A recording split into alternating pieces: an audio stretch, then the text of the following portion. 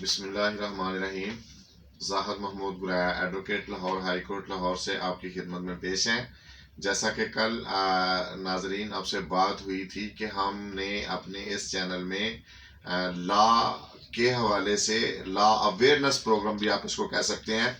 वो हमने जो है वो स्टार्ट किया है। उस हवाले से हम आप लोगों की खिदमत में हर रोज़ लॉ के हवाले से वो जो कानून के मुतल्लिक़ जो बातें हैं वो हम आपको असिस्ट करेंगे, आप तक पहुंचाएंगे, ताकि इस अवेयरनेस से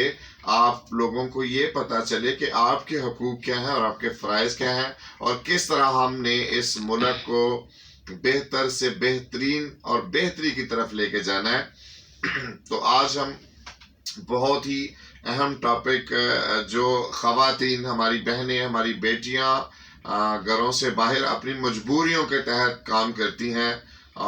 उनके लिए एक 2010 में एक एक्ट बनाया गया था, जिसे जो है तो protection against harassment of women at work place act 2010 के नाम से याद किया जाता है। उसमें 2013 में कुछ अमेंडमेंट्स आई और ये जो है उन बेटियों, उन बहनों के लिए है जिन्हें अपनी मजबूरियों के तहत घर से बाहर निकलना पड़ता है, फिर जॉब्स करनी पड़ती हैं, और जो कुछ ऐसे लोग जिन्हें सोसाइटी का मतलब नसूर और जो भी उनके लिए लफ्ज़ मेरे ख्याल में इस्तेमाल किया जाए वो प्रॉपर होगा, जो ऐसी ख़वातीन, ऐसी बहनों, बेटियों को जो अपनी मजबूरियों के तहत घर से निकलती हैं, वर्क करती हैं, उनके साथ कोई इस तरह की हैरेसमेंट का और जो है वो इस तरह का नारवा सलूक करके उनको परेशान करते हैं। इस पे मैं चाहूँगा कि मैं अपनी बहनों, बेटियों को जो है वो ये बताऊं कि ऐसा बंदा जो जहाँ पे आप काम करते हैं उसमें अगर तो वो आजर है, जो आपका मालिक है, ओनर है, तो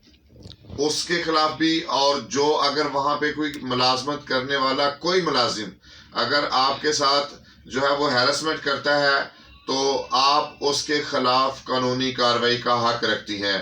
और उसमें हैरेसमेंट में क्या होता है, उसमें अगर वो कोई नाखुशगवार जिनसी ताल्लुक और या फिर जिनसी मैलान की इस्तदा करता है, या फिर जिनसी नोयत के लिए कोई अमली इकदाम करता है, या फिर कोई जिनसी तजलील करता है, या मुखालफाना या जारहाना माहौल पैदा करता है, या फिर गलत वे से जो ख़वातीन को सज़ा देने की कोशिश करता है अपने इन मज़मूम मकासद के लिए, तो इन तमाम चीज़ों को एक्ट 2010 में जो है वो जो विमेन प्रोटेक्शन एक्ट है, जिसमें जो है वो हैरेसमेंट के हवाले से है, इसमें बड़ी वजाहत की गई है कि ऐसे जो ख़वातीन हैं जिनके साथ इस तरह की कोई नारवा सलूक या कोई गलत सलूक करता है, तो उसके लिए एक तरीक़ाकार वज़ा किया गया है कि वहाँ पे जो है वो एक कमेटी होगी,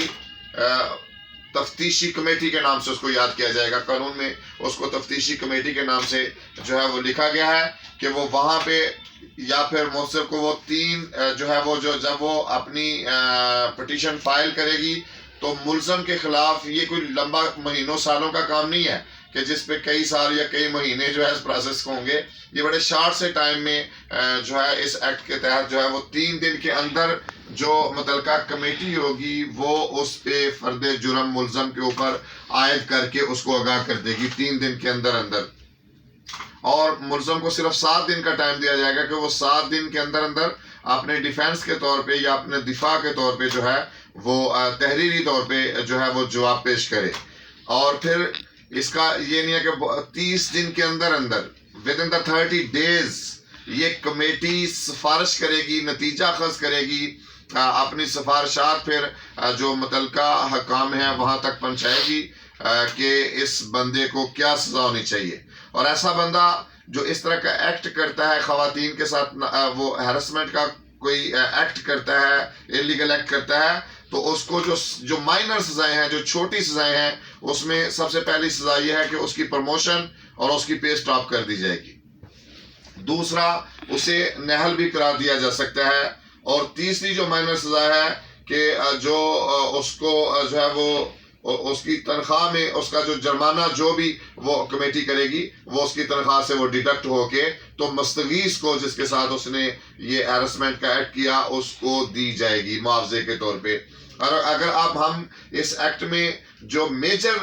پینلٹیز ہیں، میجر پینلٹیز یعنی بڑی سزائیں ہیں، ان کے حوالے سے بات کریں گے تو ایسے بندے کے عہدے میں تخفیف کر دی جائے گی. یعنی اگر وہ مطلب جو بھی اس کا عہدہ ہے اس کو مطلب اسے نیچے عہدے پہ لا دیا جائے،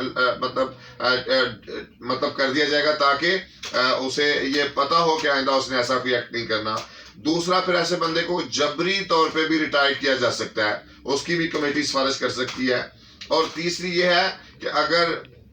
کمیٹی یہ مناسب سمجھے تو اس کو کچھ وقت کے لیے جو ہے وہ اس کو سسپینڈ کر سکتی ہے، اور ملازم سے برطرفی بھی ہو سکتی ہے، ڈسمسل فرام سروس بھی ہو سکتا ہے، یا اس ادارے سے اسے ریموول فرام سروس بھی اس کا کیا جا سکتا ہے. اور اگر کوئی ملزم جو ہے، اگر وہ جو ہے وہ اس فیکٹری کا، وہاں پہ اس ادارے کا اگر وہ ملازم ہے تو اس کو اگر کوئی فائن یا جرمانہ ہوتا ہے تو اس ادارے کا جو مالک ہے وہ ادا کرے گا. اس کے علاوہ کمیٹی یہ بھی سفارش کر سکتی ہے کہ چونکہ قانون اور مطلب ساری چیزوں پہ یہ بڑی بات روز روشن کی طرح یہاں ہے کہ لڑکیاں صنف نازک ہوتی ہیں، اور ایسی صورت میں کئی بچیاں بیمار ہو جاتی ہیں ذہنی ٹینشن لے کے، تو ان کی علاج معالجے کی جو سہولت ہے وہ جو ہے اسی طریقے سے جو ہے وہ کی جائے گی. مطلب اس کی بھی کمیٹی سفارش کرے گی کہ اس بچی کا جو علاج و معالجہ ہے وہ بھی آچر کرے گا وہاں کا جو مالک ہے. اور اگر زیادہ صحت کی خرابی ہوگی تو اسے جو چھٹی دی جائے گی وہ چھٹی ود پے ہوگی، ود آؤٹ پے نہیں ہوگی. اگر اس کی بیماری کی وجہ سے وہ ہیرسمنٹ لے کے اگر پریشان ہو کے ٹینشن لے کے کوئی بچی اگر زیادہ پریشان ہو جاتی ہے تو پھر اس کو جو مناسب سمجھی جائے گی، کمیٹی جو مناسب سمجھے گی وہ اسے چھٹی بھی دے گی اور چھٹی ود پے ہوگی. تو ناظرین، یہ انشاءاللہ ہمارا آپ کا یہ تعلق بن گیا ہے، اور یہ انشاءاللہ تا حیات چلتا رہے گا. ہم آپ کو اپنے